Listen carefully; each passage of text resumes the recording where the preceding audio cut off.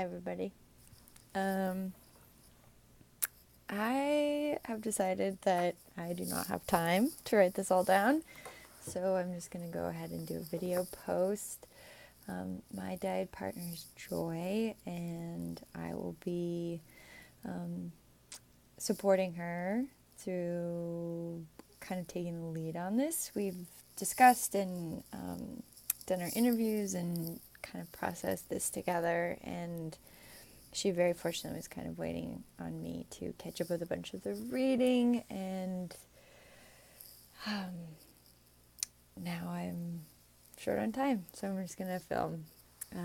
But base a lot of what I'm discussing off of stuff that we've discussed earlier and some notes that she sent over. She might make an addendum later on, but we're working on this together, even though I'm the only face you're going to see. Anywho, regarding the dream analysis, it was really interesting in looking at the kind of what our common experiences were. I, for one, I've never been able to really remember my dreams. It has always been a super challenge for me. I've tried on and off over the years to implement journaling or waking myself up in the middle of the night or asking someone I would be sharing the bed with, do I say anything?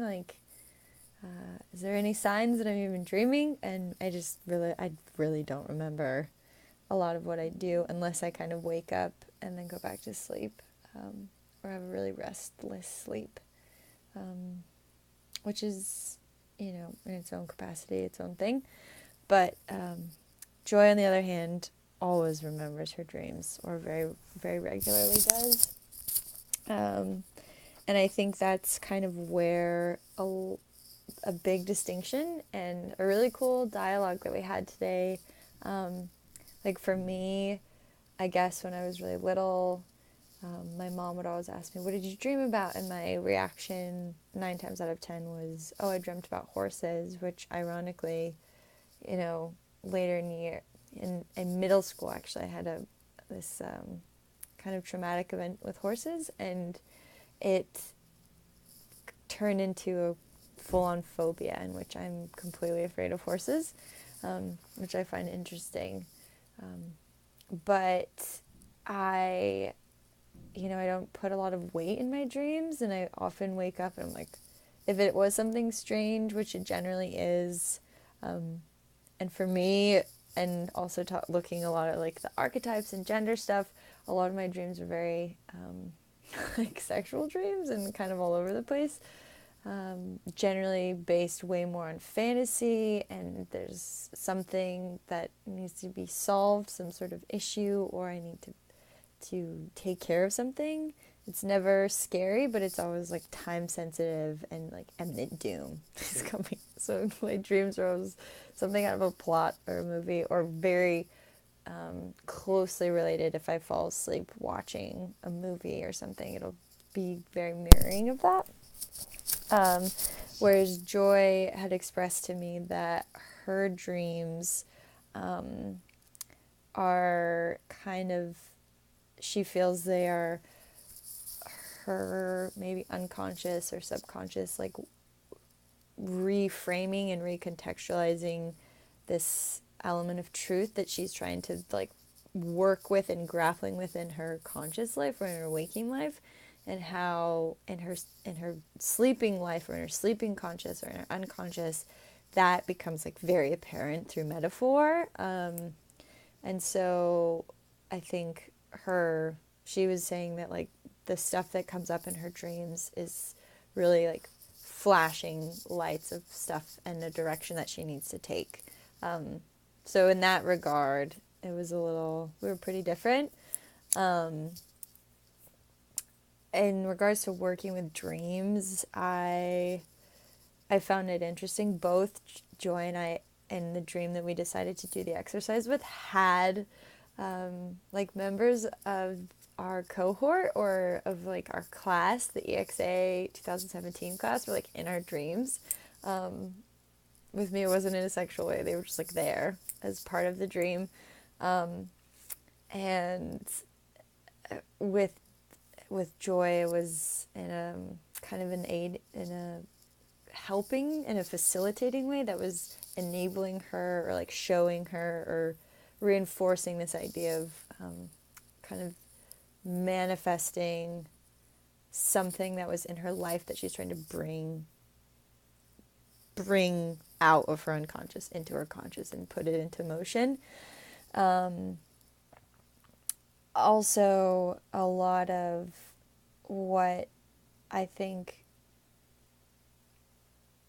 the issues and the complexities of our dreams are these mirrors of our waking life, and looking at this idea of archetypes, or of these cultural complexities. A lot of this internalized self that we have versus our external self, the internal truth versus the external projections.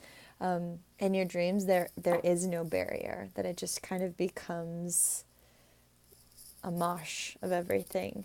And I really kind of was resonating with this idea of these archetypes are coevolutionary and they're contextual based, and that they are adaptive, and they're adaptive on a cultural level and then on an individual level, and individuals change or have the capacity to change that culture. And dreams do have the capacity to change and to manifest. That there's a reason we tell you to like follow your dreams and reach for the stars, and like have all these weird cultural metaphors that really shed light on the importance and the power of what we innately know, or what we think we should know, or what we know, that I find really kind of been uplifting, and has made me really reassess the lack of credibility I have towards maybe overanalyzing something that I hold sacred because it happens so infrequently for me. This idea of dreams, I just kind of want them to be them, and I want them to be safe in that little fantasy world. I don't want to like bring them out and like rub them on my face and like make them my reality. I like to keep them separated. Whereas other people, like my dyad partner, it's more fluid, and then I guess in regards to cultural humility and dream work, I find this idea of the whole idea of humility, period, is assessing your stance and your opinion and your bias, and allowing that, like putting that down and being open and receptive. And I think that in your dreams, you are completely humble, and it can be humiliating. The stuff you dream about. I know I've had really humiliating dreams. Like, I'm admitting to the class that I had a crazy sex dream. But that is definitely, that humility and those curiosities do come out in a way that we would consciously repress them. At least I think. And I do now really feel like I'm seeing the validity and the worth in allowing those dreams to kind of bleed through and having a bit more of a connection with them.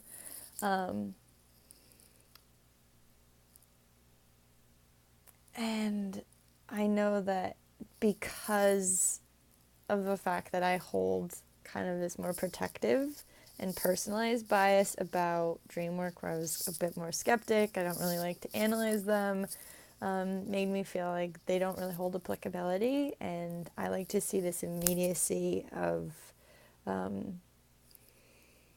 having a real life application. And it was really hard for me to see a real life application of dreams because I want to keep them separated. separate but equal. And that is a horrible metaphor to bring up, but like when it comes to dreams, I have a hard time. I had a really strong bias about integrating them, and so it was really phenomenal to be in this dyad partnership with someone who they're integrated and equal, and I really was humbled by that awareness and that openness that she had. And for me, I think that bias is now kind of dispersing, and I'm trying to really like shed this repulsion I have towards like over analyzing things, because I just want nothingness. I want everything to just be as it is, but adaptive. And I'm realizing that through our awareness of the evolution and our awareness of the progress, that we are accommodating to change, and that is incredibly important, specifically looking at, on a much larger scale, societal and cultural evolution and malleability. And it is through that we really become a more humanitarian society. So I'm pro dream work. And if Joy has anything, or if I did a dishonesty, I'm sure she'll come in and comment. But thank you all very much for listening, and have a great evening.